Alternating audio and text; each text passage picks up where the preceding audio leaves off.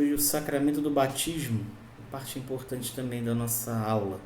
Primeiro, o batismo das crianças. O que a igreja nos diz sobre o batismo dos pequenos? Nasce uma natureza humana decaída e manchada pelo pecado original, as crianças também têm necessidade do novo nascimento no batismo, para serem libertas do poder das trevas e transferidas para o domínio da liberdade dos filhos de Deus, a que todos os homens são chamados.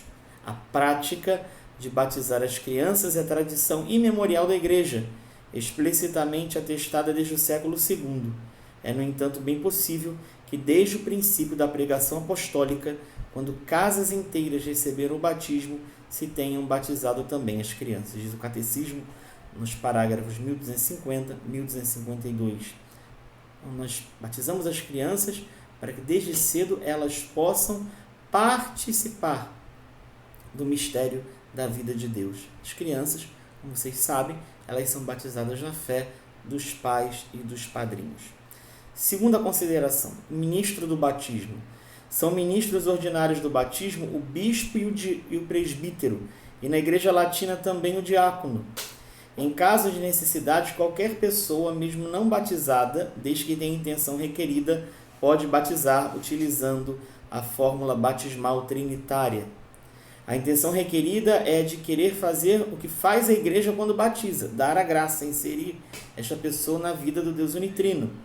A Igreja vê a razão desta possibilidade na vontade salvífica universal de Deus e na necessidade do batismo para a salvação. Sobre os padrinhos. Terceira consideração. Um dos costumes mais antigos da Igreja é o de dar padrinhos aos batizandos. No batismo de adultos, cabe-lhes acompanhar o batizando no processo da iniciação cristã.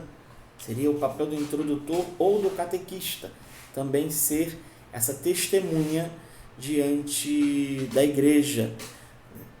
O padrinho, ele é sempre uma testemunha diante da Igreja. No batismo das crianças, porém, os padrinhos têm encargo subsidiário em relação aos pais, pois a estes corresponde a responsabilidade principal na apresentação, profissão de fé e da educação cristã dos batizandos. Por isso, cabe-lhes, junto com os pais, apresentar ao batismo o batizando criança. Cabe-lhes também ajudar a que o batizado leve uma vida de acordo com o batismo e cumpra com fidelidade as obrigações inerentes. Para que alguém seja admitido para assumir a função de padrinho, é necessário que, quais são as condições? Seja designado pelo próprio batizando, por seus pais ou por quem lhe faz as vezes, ou na falta deles pelo próprio pároco ou ministro, e tenha aptidão e intenção de cumprir este cargo. Tenha completado 16 anos de idade, a não ser que outra idade tenha sido determinada pelo bispo diocesano ou pareça ao pároco ou ministro que se deva admitir uma exceção por justa causa.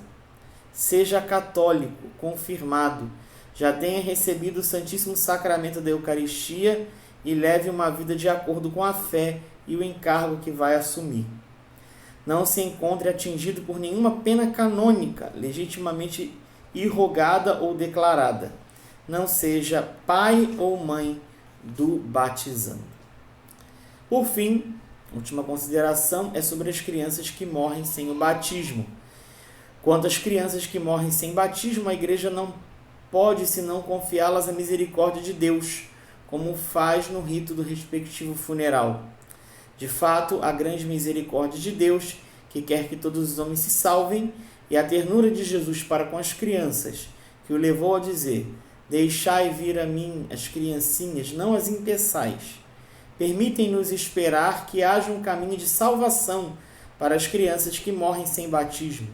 Por isso, é mais premente ainda o apelo da Igreja a que não se impeçam as crianças de virem a Cristo pelo dom do santo batismo. Entra aqui aquele modo de batismo, né? A gente conhece o batismo de desejo. Os pais, quando descobrem, né, que estão esperando um filho, creio eu que o primeiro sentimento dos pais cristãos é dar a essas crianças o sacramento do batismo. Então começa a escolher os padrinhos, a pensar em quem pode assumir esta missão. Então isso é o que a igreja chama de batismo de desejo. O desejo da mãe de dar à criança, do pai, a fé, de transmitir a fé. Então essas crianças são confiadas à misericórdia de Deus. São todas elas assumidas pela misericórdia, porque é desejo de Deus, como diz o texto, que todos os homens se salvem. Então Deus deseja que todos estejam perto dele, né? Estejam no seu coração.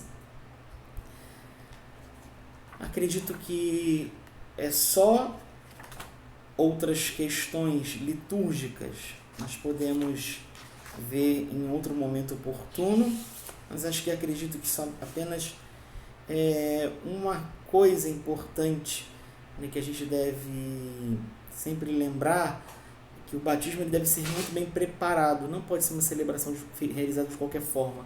Da mesma forma que existe uma preparação da Santa Missa para a celebração da Eucaristia, também é importante que se tenha a devida preparação para o batismo e os demais sacramentos, né?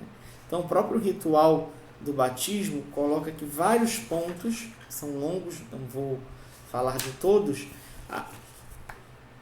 de realidades que são necessárias para a celebração do batismo. Então, por exemplo, a água para o batismo deve ser natural e limpa, quer para exprimir a verdade do sinal, quer por razões de higiene. A fonte batismal, recipiente em que, quando for o caso, se prepara a água para a celebração do batismo no presbitério, há de brilhar pelo asseio e bom gosto artístico. Então, várias coisas, né? Pode prever-se também, segundo as necessidades locais, a possibilidade de aquecer a água. Isso é muito interessante, né? As crianças levam aquele susto. No Oriente isso é comum, faz parte do rito.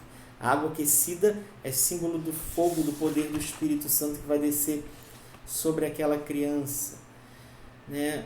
O círio pascal, após o tempo da Páscoa, é conveniente conservá-lo no presbitério ou ao lado do batistério, né, próximo à pia batismal, para recordar a união que é o batismo e a celebração da Páscoa. Por fim, são muitas questões litúrgicas ligadas ao batismo. Espero que essas aulas, esses vídeos ajudem vocês a estudar e aprofundar e a conhecerem um pouquinho melhor esse sacramento tão bonito da nossa fé, porta de entrada para os demais sacramentos, que é o sacramento do batismo.